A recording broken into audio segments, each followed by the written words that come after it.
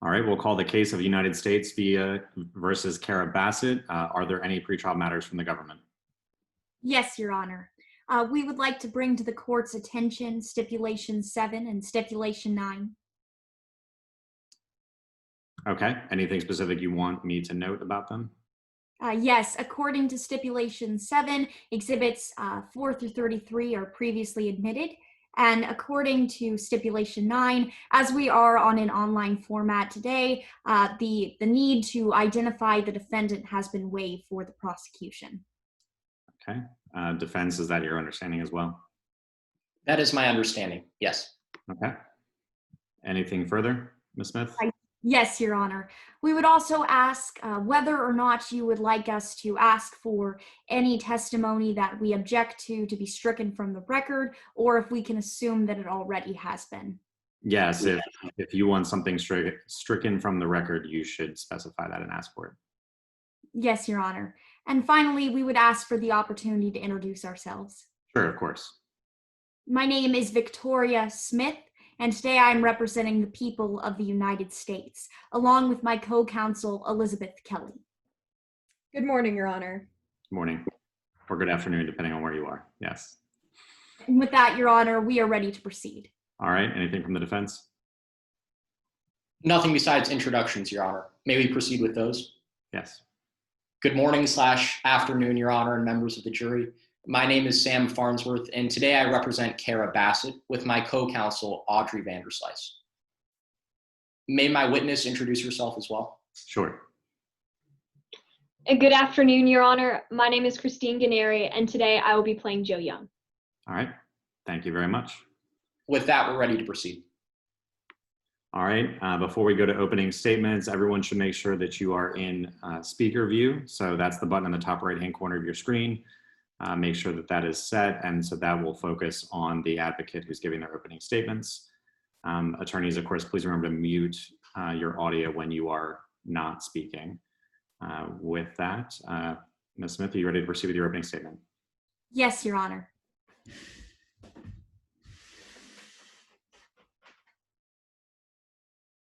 One murder, endless rewards. Kara Bassett murdered Don Clark for the endless rewards. It's August 2017. Kara Bassett and Don Clark are married and living in the greater Tallahassee Elephant Park. Kara Bassett is an elephant enthusiast. She's passionate about the animals, which is something that Mr. Clark lovingly supports. To the outside viewer, Kara Bassett and Don Clark are happy, perfectly content with their lives. But for the defendant, that isn't the case.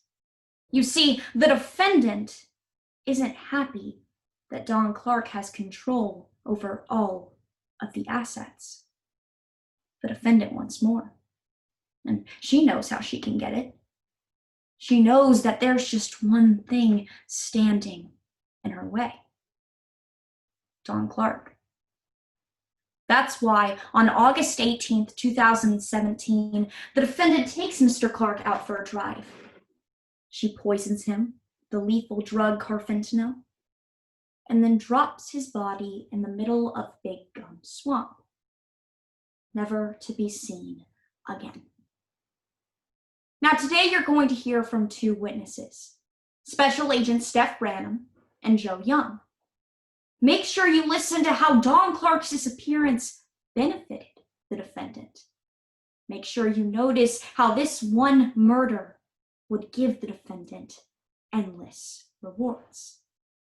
The first witness that you're going to hear from today is Special Agent Steph Branham, the lead investigator on the case of Don Clark's disappearance. And today, Agent Branham will tell you about his investigation. He'll tell you how the reasonable answer is that Kara Bassett committed this crime. Today, you'll learn about a power of attorney agreement that Mr. Clark signed nearly 3 months before he disappeared. Now, you'll learn that this document gave Kara Bassett control over all of his assets if he ever were to disappear or die. The evidence will show it was in those 3 months that Kara Bassett planned how she would murder her husband. she planned how she would receive the rewards. The second witness you'll hear from today is Joe Young. Joe Young is a television producer who was working on filming Kara Bassett for a documentary about the elephant park and her life there. Today, you'll learn from Miss Young that Kara Bassett and Don Clark would fight about how to run the elephant park, that at times it would escalate to the point of violence if the defendant didn't get her way. And you'll learn how the defendant did get her way after Don Clark disappeared, how she changed it, making it into exactly what she wanted. Now, we, the prosecution, have the burden of proof, which in today's case is beyond a reasonable doubt. Members of the jury, we will meet our burden because the only reasonable answer is that Kara Bassett murdered to get everything she wanted.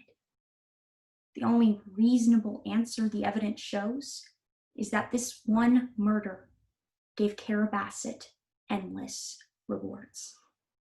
At the end of today's trial, I will come up before you one last time and ask you to deliver a verdict of guilty.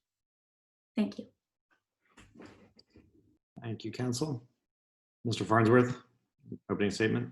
Yes, Your Honor. May we proceed? You may.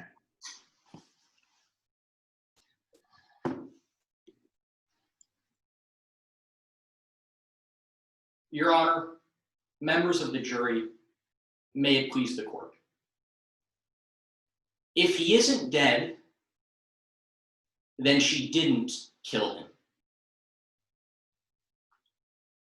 Try as hard as they might, the prosecution is going to fail to prove the single most important part of their case today.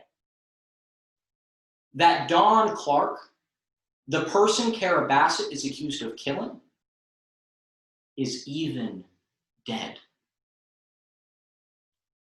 I want to paint a picture for you. Kara Bassett wakes up one morning in late August 2017. She wakes up to an empty bed. But she's not worried at first. You see, her husband, he sometimes goes on spontaneous trips to Costa Rica. But then a day passes. And then a week passes, and she still hasn't heard anything. So she calls the police. But instead of helping her find her husband, the police, they accuse her of murder. Murder? He isn't even dead. Here's what the evidence is going to show you. Don Clark is alive and well and living in Costa Rica today. That's the big picture. But there are three more specific things I want you to watch out for during today's trial. First, Don Clark's problems. Second, Don Clark's plan. And third, the evidence that Don Clark is alive today in Costa Rica. Let's walk through each of those one by one, starting with his problems. You're going to see that Don Clark had a reason to move, a reason to pick up and leave his life behind. You see, Don Clark was being sued by his ex-wife and was in a bad marriage with his current wife.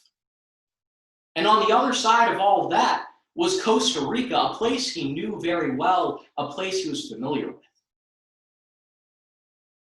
Second, you're going to see that Don Clark didn't just have a reason to leave, he made a plan to leave too.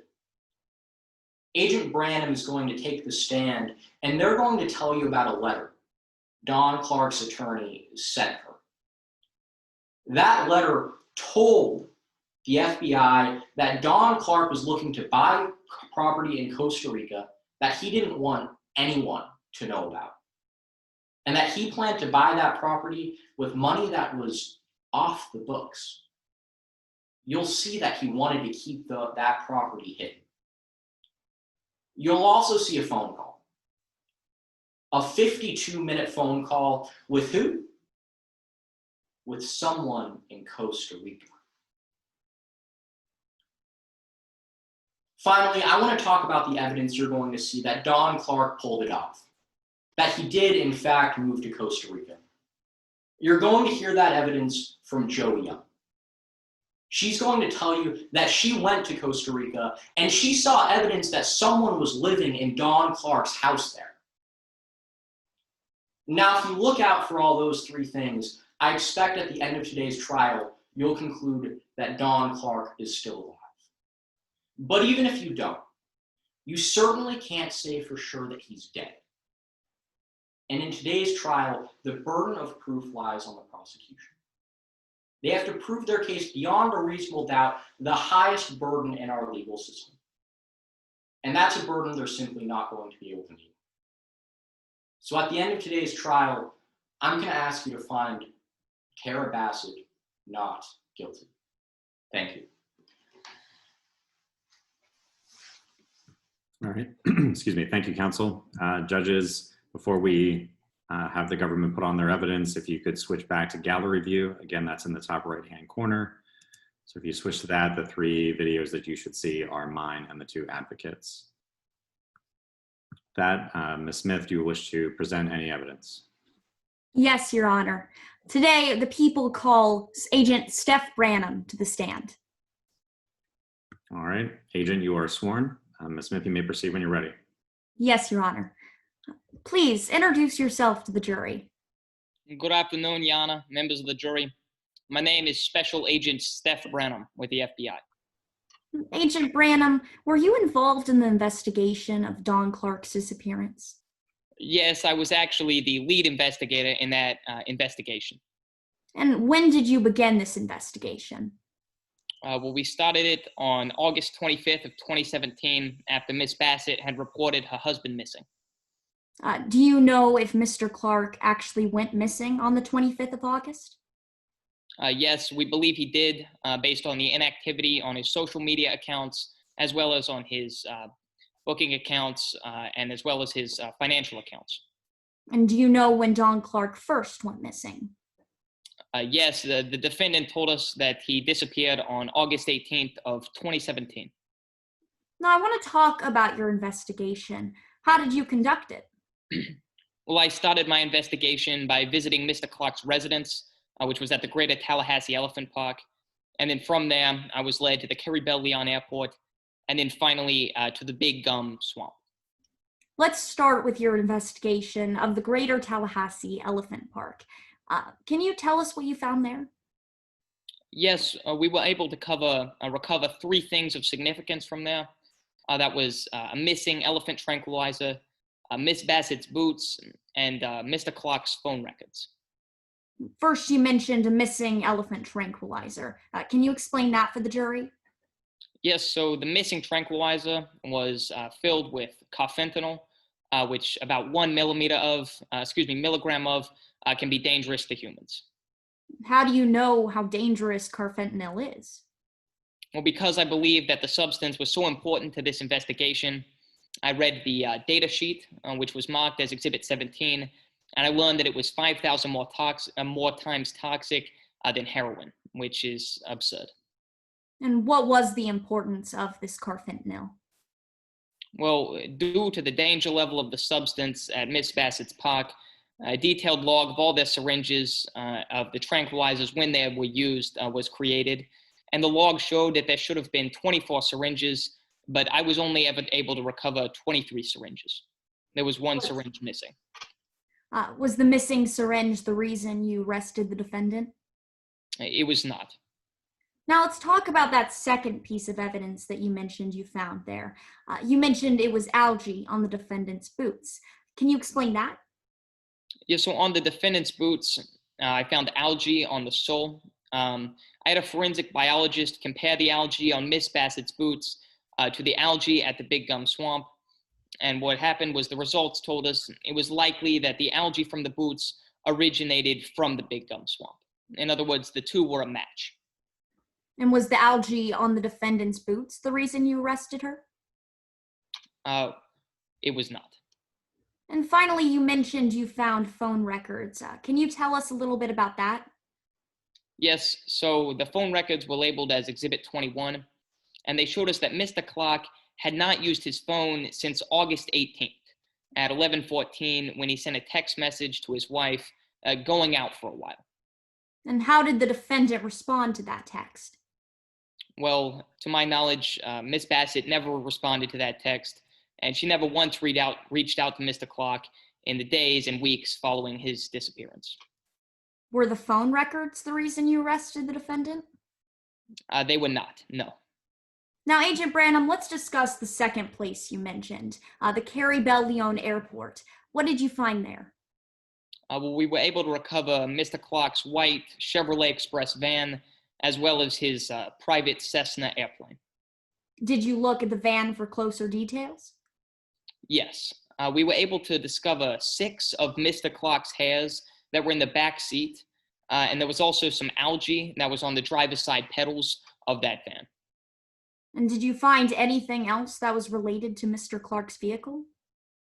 Yes.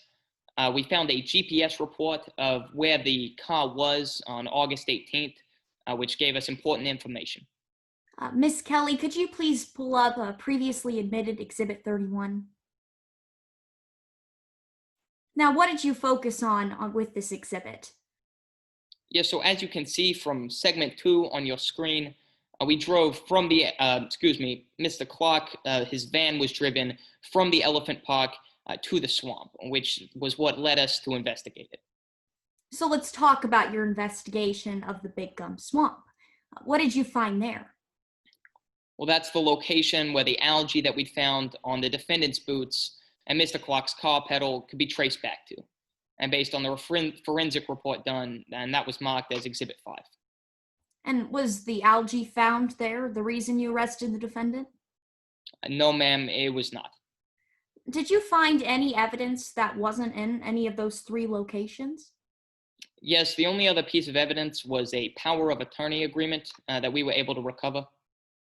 Miss Kelly, could you please pull that exhibit up? Now, could you explain this document to the jury? Yes, of course. So the power of attorney agreement was a document that Mr. Clark signed merely 3 months before he disappeared. And do you know what this document did? So under the effective date, you see it gave the defendant all of Mr. Clark's assets if he were to disappear. Now, Miss Kelly, could you please pull up previously admitted Exhibit 4? Now, what assets did Don Clark have of a 2017? He had everything from real estate, stocks, bonds, cash, and of course, the Greater Tallahassee Elephant Park. And after Mr. Clark disappeared, what happened to those assets? Well, the defendant told me herself that she and Mr. Clark had argued for years about how to run the park, but what happened to those assets is that they all went to her when Mr. Clark disappeared because of that clause. Now, Agent Branham, every single time I asked you about the pieces of evidence, you mentioned that they weren't the reason you arrested the defendant. So why did you arrest Kara Bassett? Well, ma'am, in the academy, we learned a lot about circumstantial evidence. So in today's case, while each individual piece of evidence itself wasn't enough to arrest the defendant, together there was always the same common denominator. That was Kara Bassett. And that is why I arrested her. Thank you. No further questions, Your Honor. All right, thank you. Cross from the defense. Yes, Your Honor.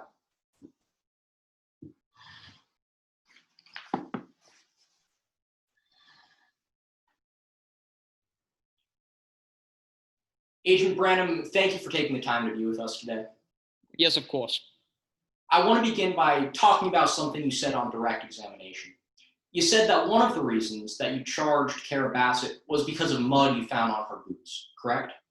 Yes, that's correct. We found mud on her boots that was a match to the Big Gum Swamp. Now, it was a match to the Big Gum Swamp, as you said, correct? Yes, that's exactly what I just said. And you confirmed that by testing the mud at Big Gum Swamp, didn't you? Yes, that's exactly right. But Agent Branham, you never tested the mud at the Tallahassee Elephant Park, did you? Well, Mr. Farnsworth, there was no need to.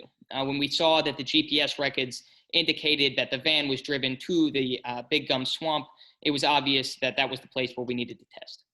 Agent Branham, are you testifying that there was no need to test to see if the mud on Kara Bassett's boots came from the place she lived? Well, we were unable to collect samples from then, no. Now you're testifying that you were unable to test samples from the elephant park? Yes, that's exactly right. Agent Branham, you reviewed the forensic report, didn't you? Well, yes, of course. Ms. Vanderslice, could you flip to the next slide, please? Now, in that report, it says that we did not collect any samples at the Greater Tallahassee Elephant Park, correct? Yes, that's exactly what I just said. Nowhere does it say that you were unable to collect those samples, correct? We did not test to collect any samples like the report said because we were unable to. And one explains the other. But nowhere in that document does it say you were unable to, correct? It doesn't say it because it says that we did not collect the samples. The reasoning for why we didn't was not relevant to today's case. And earlier in cross-examination, you said that you didn't need to. Isn't that right? Well, yes, because of the GPS records, it indicated that the swamp was the place where we needed to collect samples. Let's talk about something slightly different. On direct examination, you have a theory of the case, correct? Yes, that's correct. Your theory of the case states that Kara Bassett drove Don Clark's van. Isn't that right? Yes, that's exactly right. She drove his van to the swamp with Mr. Clark in the back. And she transported Mr. Clark with a wheelchair, correct? Yes, that's what the evidence showed. And then she drove back to the airport, as you just said, right? Yes, that's correct. The van didn't drive back to Kara Bassett's house, did it? No, the evidence suggested and the GPS reports indicated that the van was abandoned at the Kerry Bell Leon Airport. But Kara Bassett, she still would have had to got home from there, correct? Well, yes, of course. And you never found any taxi cab receipts to the airport, did you? No, we didn't. She must have taken an Uber. You never found any Uber receipts either, though, did you? Well, Uber's online, Mr. Farnsworth. You don't know that you can check online receipts, Agent Brown? Well, Mr. Farnsworth, we did not find anything of that nature, but the evidence indicated that somehow Miss Bassett was able to make it home from that airport because the van was abandoned there. Well, if she would have had to walk home, she would have had to do it at 4 a.m., correct? Well, yes, but we assume that she got home in some other way. You assume that, but you have no evidence to prove that, do you? And no, as does no one else in this case. Let's switch gears a little bit. Now, you mentioned that you read a letter from Don Clark's attorney, Mandy Tuminelli, correct? Yes, that's correct. And in that letter, Don Clark's attorney told you that Don Clark was looking at property in Costa Rica. Isn't that right? Yes, apparently he wanted to make some investments of some kind. And you read that he didn't even want his wife to know about that property. Isn't that correct? You know, I suppose so. Some people, they do their business in a certain way. I don't ask questions. You don't ask questions, Agent Brown? Well, I don't ask questions about how people live their lives. In this investigation, I asked all the right questions. But you didn't ask this question, did you? You didn't ask where Don Clark's off-the-books accounts were, correct? Well, that was not relevant to my investigation, Mr. Farnsworth. Agent Branham, on direct examination, I believe you began by saying that one of the reasons you thought Don Clark disappeared was because there was no activity on his bank accounts, correct? Yes, that's exactly correct. And here it says that Don Clark had off-the-books accounts too, right? That's what the words on the page say. Ms. Vanderslice, could you go to the next slide? This document also said that Mr. Clark owned a BMW in Costa Rica, correct? I guess the man liked sports cars. He had good taste. Agent Branham, you never found the properties that Don Clark was looking at, correct? We did not. However, we did look at his vacation home in Costa Rica, and we contacted the Hermosa Beach police, and they took a look and told us that Don Clark's vacation home was abandoned. Agent Branham, I'm not talking about the Hermosa Beach vacation home. I'm talking about those properties that this letter mentions he was looking at. You never found those, did you? Well, to my knowledge, Mr. Clark never actually bought those properties. He was killed before he was able to. You also know that Don Clark had bank accounts, and you never found those either, correct? Well, we did find his official accounts, and we were able to ascertain that no activity had occurred on them after August 18th of 2017. So yes, we were able to recover his accounts. I'm not asking about his primary account. I'm asking about those off-the-books accounts. You never found those, did you? I guess the money that was supposedly offshore was not relevant to the investigation. So no, we did not look at those. You never found them. That's a yes, correct? That's exactly what I said, yes. You also never found the BMW that Don Clark had in Costa Rica, did you? No, I wish I'd gotten to take a look at it. I'm quite the BMW enthusiast myself, but no, he did not keep it with his vacation home. He probably didn't want anybody to break into it. For all you know, Don Clark could be driving around in that car right now, correct? Well, I certainly hope he is, but the evidence indicates, unfortunately, that he was killed at the Big Gum Swamp. I have just one last question for you, Agent Brennan. You mentioned a plane on direct examination. What was the name of that plane? Excuse me? What was the name of that plane? I think it was called the Vanish or something to that effect. I mean, he liked to fly. Thank you. No further questions. Any redirect? Yes, Your Honor. Now, Agent Branham, I just want to make this perfectly clear. Why did you arrest the defendant in today's case? Well, it was because of all of the overall evidence. Objection, Your Honor. Outside the scope of my cross-examination, I never brought up why the FBI agent arrested Kara Bassett. Your Honor, may I respond? Yes. The entirety of the cross-examination, Your Honor, was focusing on the evidence in today's case and pointing holes at the theory in the prosecution. And so as that was brought up, we have the ability to ask why he in fact arrested the defendant. Yeah, I tend to agree. I'm going to overrule that objection. Agent Branham, why did you arrest the defendant? Well, it's something called totality of circumstance. It was the overall amount of evidence. Kara Bassett had a motive. Don Clark never accessed his accounts again. There was no reason for him to run away. There was a missing syringe, the GPS coordinates, and there was mud on Miss Bassett's shoes that matched the swamp, as well as the van. There were 6 hairs in the back of Don Clark's van that matched him. So there was an overwhelming amount of evidence. Thank you. No further questions. Right. Thank you, Agent, for your testimony. Anything further from the government? Not this time, Your Honor. All right. Do you rest?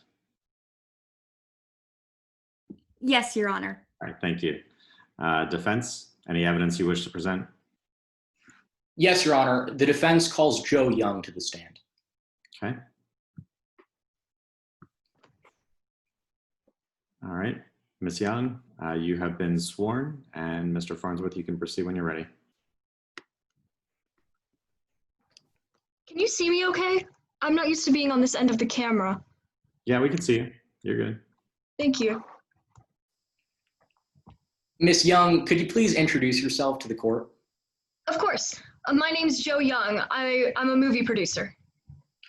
And could you tell us a little bit more about what you do for a living? Yeah. As a producer, I work on documentaries and reality TV shows.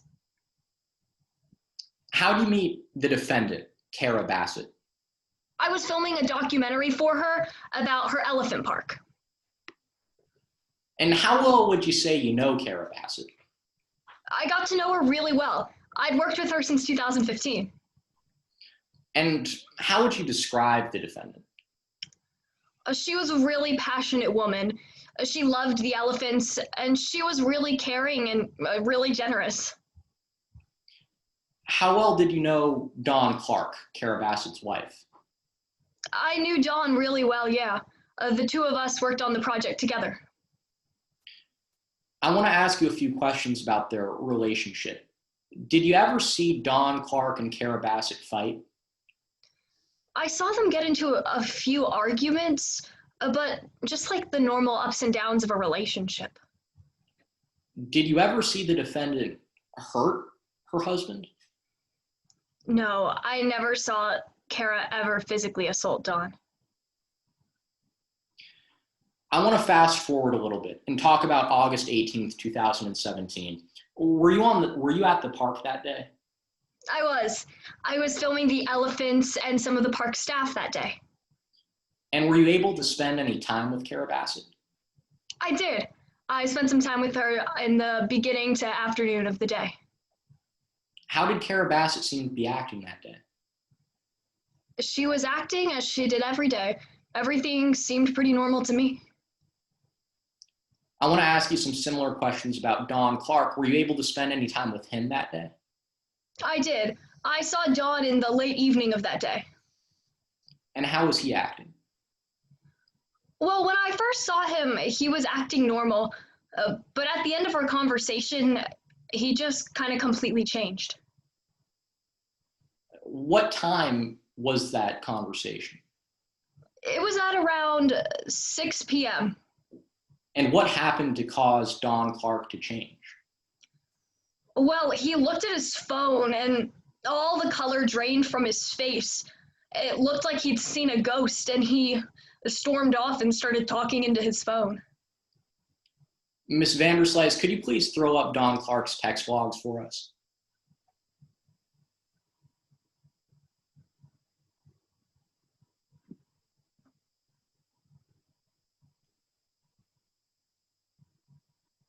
My apologies for the delay. I think we're having some technical difficulties.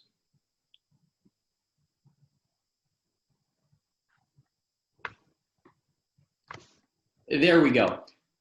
Ms. Young, you saw these text logs when you appeared on TV, correct? Yeah, in my interview with 64 Minutes, they showed me this. Based on these text logs, what was the location of that 6 p.m. caller? San Jose, Costa Rica.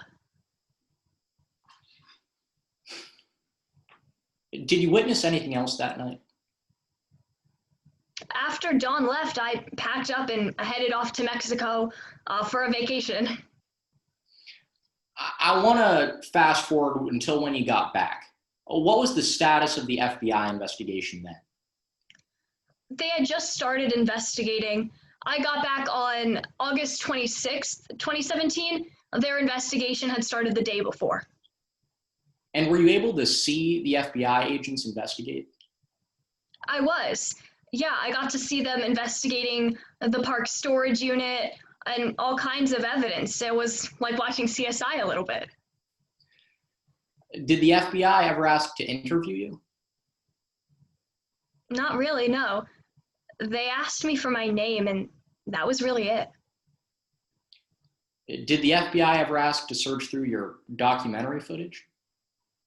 No, no one ever asked for my footage, and I had 2,000 hours at that time. Now, earlier you mentioned a caller from Costa Rica. Were you ever able to go to Costa Rica to investigate? I did. Yeah, in August of 2018, I did a little bit of a Sherlock Holmes, and I went to Dawn's property down there. And where is Don Clark's house in Costa Rica? It's in Hermosa Beach. Ms. Vanderslice, could you actually throw up a picture of Hermosa Beach on the screen, please? Now, you said you acted a little bit like Sherlock Holmes. When you did your sleuthing, what did you find at Don Clark's house? I found that the overhead fan, it was on and running. There was no dust anywhere on the place. It was completely spotless. And there were some clothes in the closet as well. Did you do any other investigating into Don Clark's appearance? I did. I went around the area and I started asking some of the locals. I held up a picture of Don and asked if they'd seen him around. And what did the locals say when you showed them Don Clark's picture? Objection, Your Honor. Hearsay. May I be heard, Your Honor? Yes. Your Honor, under Rule 807, if statements have circumstantial guarantees of trustworthiness, they're excluded from the rules against hearsay. These statements were made by people not connected to this case and by multiple people. Both of those clearly meet that circumstantial guarantee of trustworthiness that should allow them into evidence. Your Honor, may I respond? Yes. These would not meet that level of certainty due to the fact that we don't know the names of these people. We don't know what their relationship was to Don Clark at that time. We don't know exactly what they saw, and there isn't enough foundation that has been laid to prove that they would have that knowledge. May I respond, Your Honor? Yeah. Do you have any other exceptions or anything else besides 807? No, Your Honor. We're relying on 807 for the statement. Okay, you can respond. The objections that my opposing counsel made go to the weight of the evidence, not the admissibility. The question of who these people were, what their names were, has no bearing on the fact that these statements were made by people who have no biases and by multiple people. That makes these statements meet that circumstantial guarantee of trustworthiness that should at least allow the jury to hear them. Your Honor, may I respond? Yes. This is not something that goes to weight and not admissibility, due to the fact that once this evidence is shown to the jury, they can't unhear it. Meaning that if they learned evidence from Costa Rican people that, again, they don't know about their names or what their circumstances were, they could place unfair bias or weight on that testimony. Yeah, I'd tend to agree. I'm not buying the 807 argument, so I'm going to sustain the objection. But if you can figure out another way to get it in, you're welcome to do so. Yes, Your Honor. Ms. Young, I'd like to rewind a little bit and talk more about Don Clark's house. Did you recognize whose clothes were in Don Clark's closet? Yes, I did. They were Don's clothes. He's got a tasteful style. Thank you. No further questions, Your Honor. Cross? Yes, Your Honor. Good afternoon, Ms. Young. Good afternoon. Now, on direct examination, you mentioned that Kara Bassett has been very generous with you. I would like to talk about that. You're a video producer. Yes, that's correct. And you worked on filming the defendant for a documentary. Yes, I did. And you were paid for your work on that. That's correct. You were paid $5,000 a month.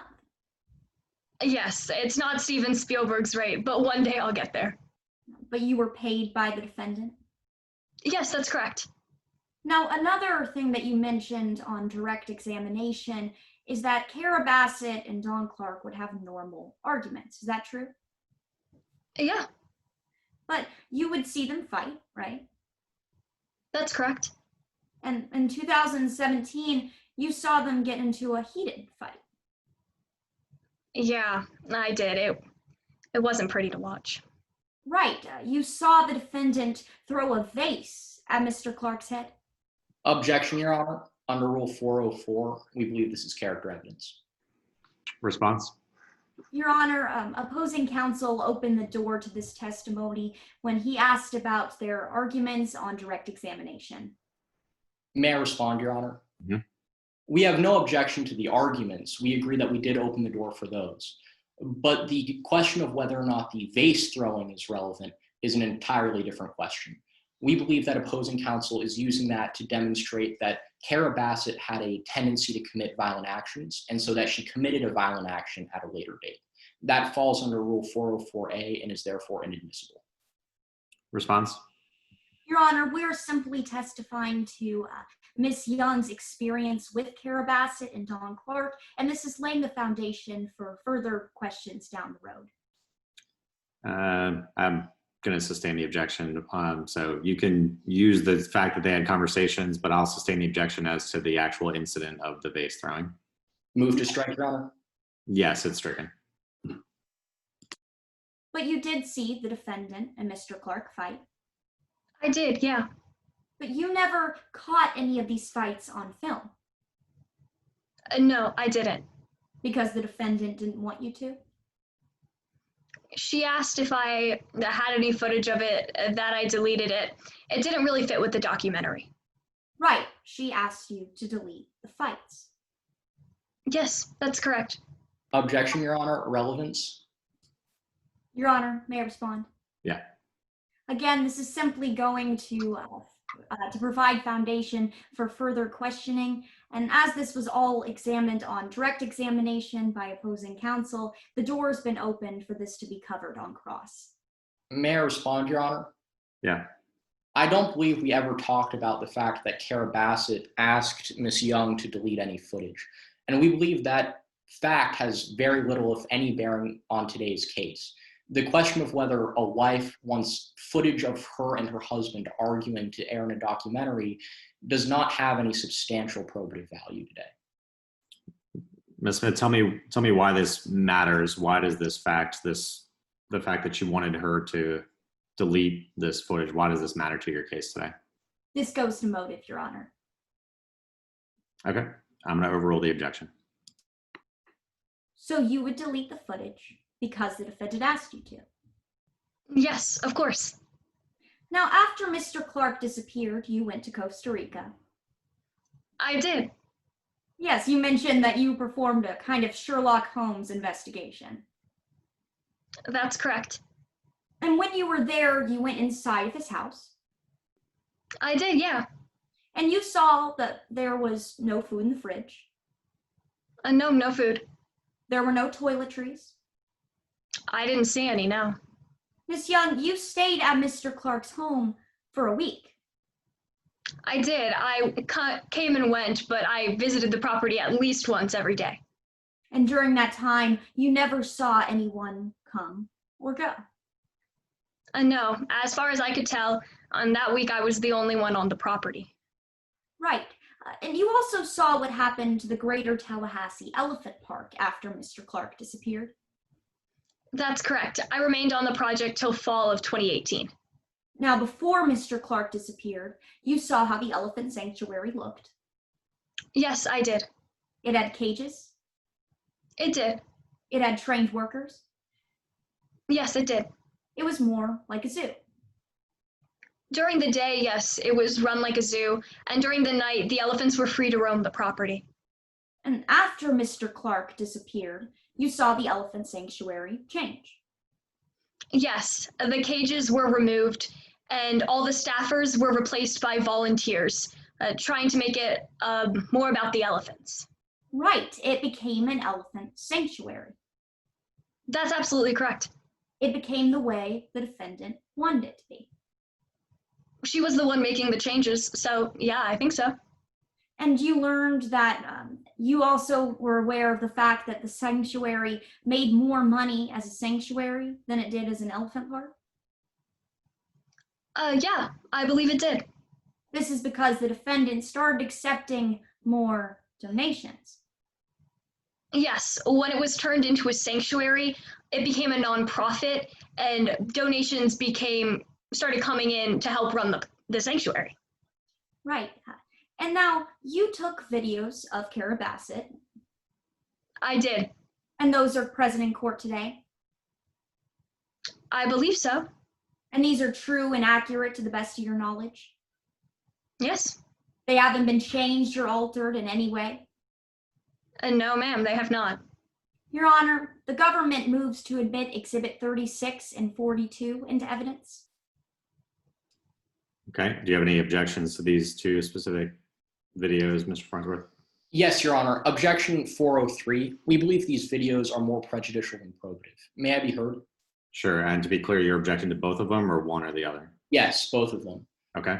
Both of these videos were filmed in the course of Miss Young's documentary. They are exaggerated for effect and in no way represent Kara Bassett's actual feelings. They will have an unfairly prejudicial effect on the jury and as such should be excluded. Response? Your Honor, may I respond? Yes, Your Honor. This again goes to the motive, and it is more probative than prejudicial, as it shows the changes that happened at the Elephant Park before and after Mr. Clark disappeared. Okay. Mr. Farnsworth, you want to respond or? Yes, Your Honor. If I may, I believe neither of these videos show anything about the Elephant Park. They're just videos of Kara Bassett. And Kara Bassett knew that if this documentary was going to be dramatic, it would make more money. Therefore, she would exaggerate her statements, and that means that these videos are still unfairly prejudicial. Okay, I'm going to allow them in. I think the jury can I think it well argued, but I'll allow the jury to view them and take them for what they're worth. Miss Kelly, could you please pull up Exhibit 36?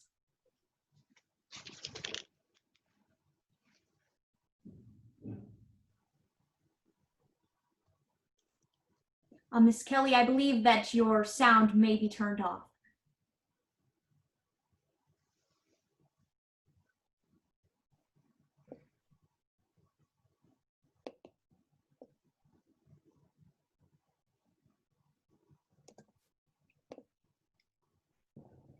Your Honor, my apologies. We're having some technical difficulties. It's a business, not a charity. As long as it's my money, we'll run it that way. That's what Don said to me. Can you believe that? We'll see how this ends. Now, Miss Young, this video was taken before Mr. Clark went missing. Yes, that's correct. Now, Miss Kelly, could you please show the next video, Exhibit 42? Hi there, all you cool cabs and pachyderms. Kara Bassett here with a big announcement. I'm turning this park into a sanctuary. For too long, it's been a zoo, a tourist attraction, but now it's going to be a place where we save baby elephants who have been orphaned or injured. It's what I've always wanted, and it's what Don would have wanted. And Miss Young, this video was taken after Mr. Clark went missing. Is that correct? Yes, that's correct. Thank you. No further questions. Your Honor, at this time, I'd like to renew my objection about halfway through the cross. The objection to the fact that Kara Bassett asked the videos to be deleted. I don't believe we heard any evidence that that line of questioning went to motive. No, I think her response is more that might be what she'll use or tie this in closing. So I'm not going to reconsider that objection. Yes, Your Honor. May I then have a brief redirect? Yes, you may.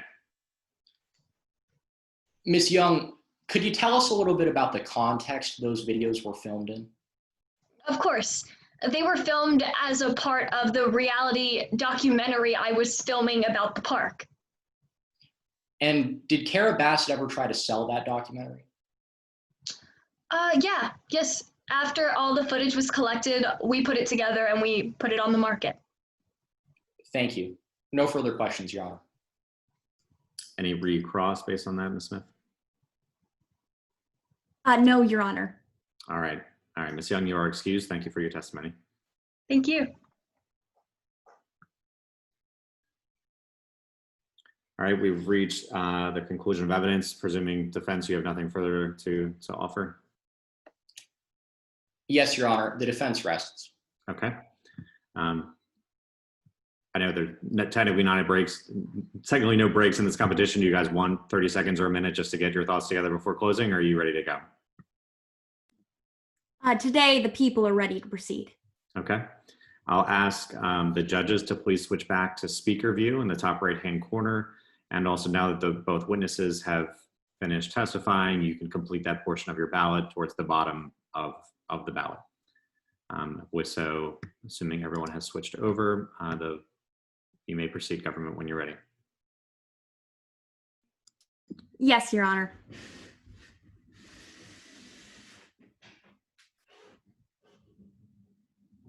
One murder, endless rewards. Today, the evidence showed you that Kara Bassett murdered Don Clark for the endless rewards. Now, we, the prosecution, have the burden of proof today, which in this case is beyond a reasonable doubt. But members of the jury, it is important to remember that beyond a reasonable doubt does not mean beyond all doubt. It is simply asking you whether or not it is reasonable to believe that Kara Bassett committed this crime. And when you look back at the evidence, at how this one murder gave the defendant endless rewards, the only reasonable answer is to find her guilty. Now today, Mr. Farnsworth made a big deal about missing evidence. And they might believe that we can't meet our burden because we don't have a body. But members of the jury, we don't need Don Clark's body to meet a burden.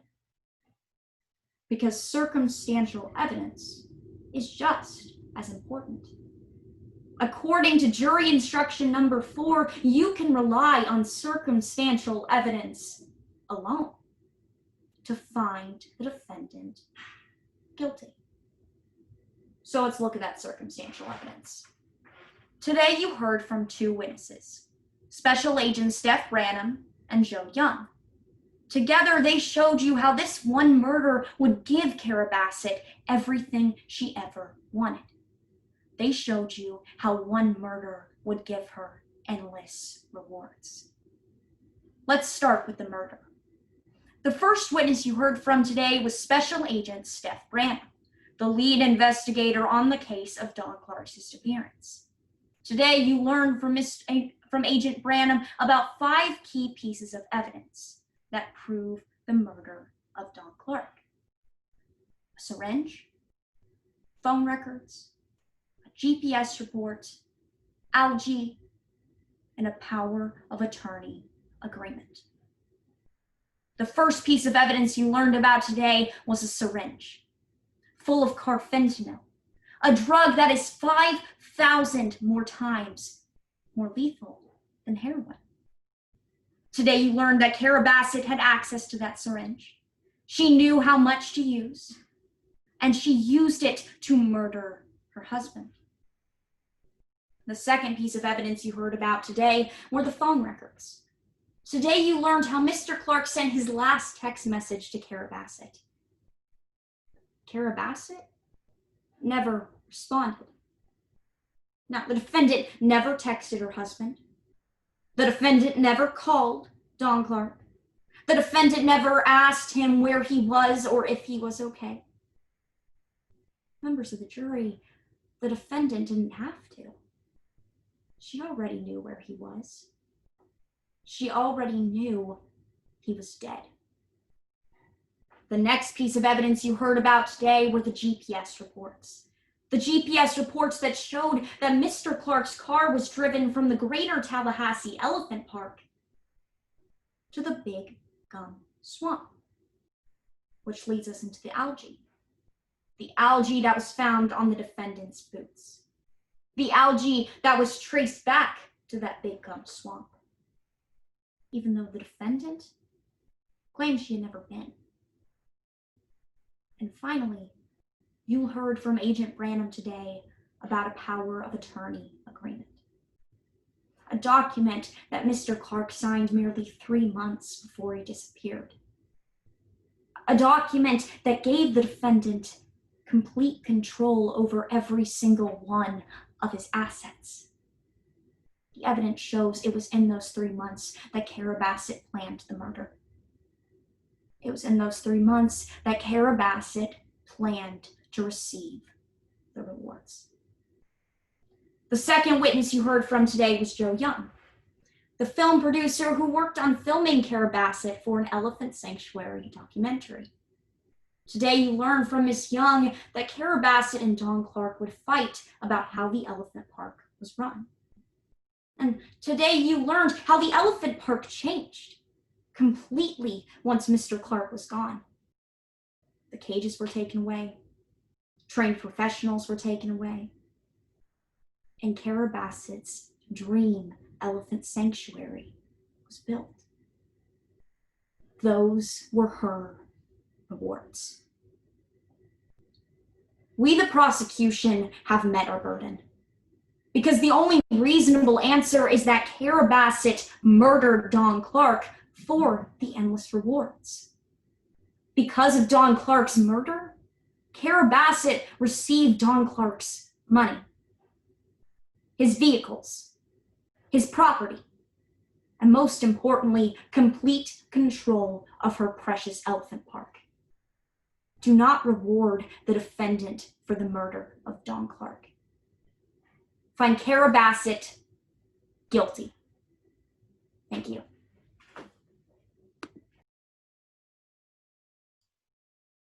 Thank you, Ms. Smith. Mr. Farnsworth, when you're ready.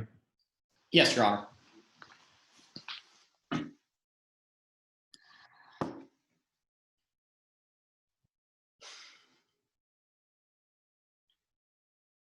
If he isn't dead, then she didn't kill him. The prosecution had to prove to you that Kara Bassett killed her husband. But you saw how far they came from meeting that burden. How far they came from even proving that he's dead. I want to talk about the evidence that you saw today and the evidence that you didn't see today. At the beginning of this trial, I asked you to focus on three things: Don Clark's problems, Don Clark's plans, and the evidence that Don Clark is still alive. Let's review each of those. First, you saw that Don Clark had a reason to want to leave. You want to talk about endless rewards? Look at what Don Clark had to gain. You heard he was in a bad marriage, and that point's not even contested by the prosecution. Every time they try to paint Kara Bassett in a bad light, remember, that's just another reason for Don Clark to want to leave. And look at the other side. Look what he had to gain. Hermosa Beach, Costa Rica, one of the most beautiful places in the world. The temptation to leave would have been enormous. But Don Clark didn't just have a reason to leave. You can check that box off now. He had a plan to leave. Because on cross-examination, Agent Branham showed you a letter from Don Clark's attorney, Mandy Tuminelli. Let's re-examine that letter, starting with the first quote. On August 4th, 2017, Clark told me he was looking at some properties in Costa Rica and that he wanted to close right away. And on cross-examination, Agent Branham told you that Don Clark didn't want anyone to know about that property, not even his wife. He wanted that property urgently. Turning to the second quote, Mr. Clark said he planned to pay with cash. He planned to pay with money that was off the books. He wanted to keep those purchases a secret. So Don Clark wanted to buy these houses in a hurry and in secret. Who wants to buy a house far away in a hurry and in secret? Someone who wants to hide. That's who. So we can check off that next box as well.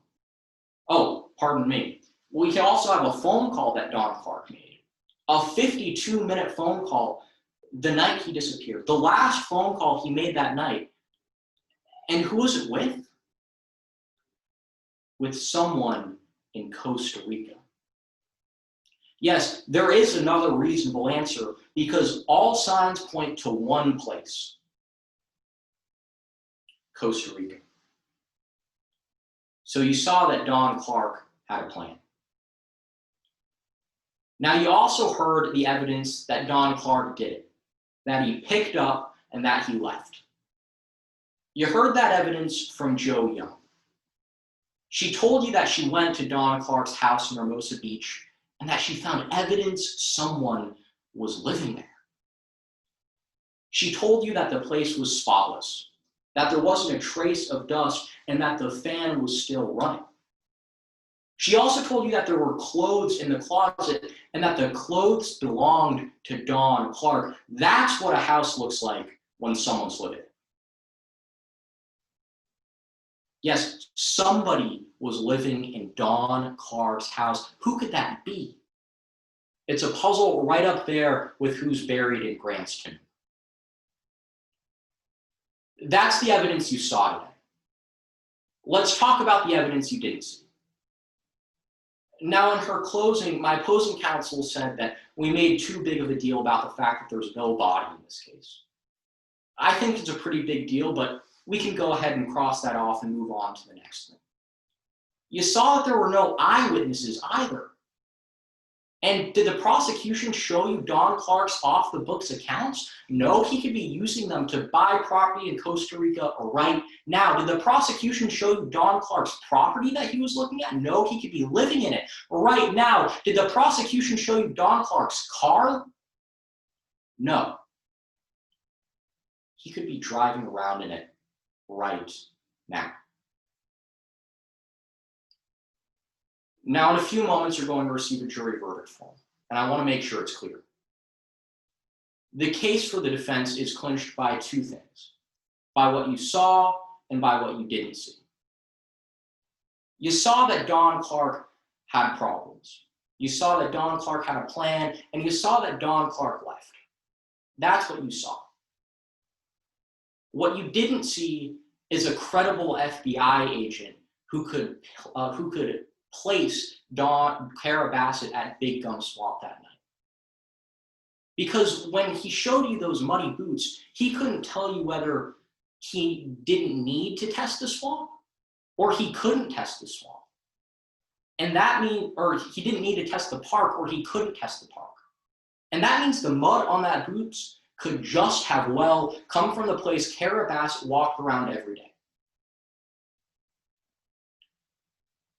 But today we didn't actually need to prove anything, because the burden of proof lied on the prosecution. They had to prove their case beyond a reasonable doubt, the highest burden in our legal system. They had to prove that Don Clark is dead and that Kara Bassett killed him. But you saw how far they came from meeting that burden.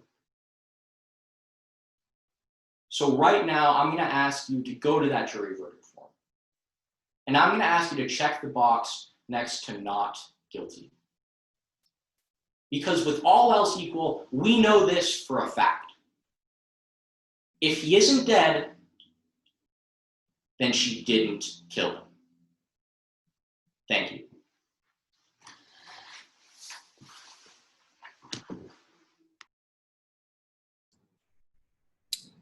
Thank you, Mr. Farnsworth. Rebuttal from the government? Yes, Your Honor. May I proceed? You may. Now, Mr. Farnsworth just told you that if he isn't dead, she didn't kill him.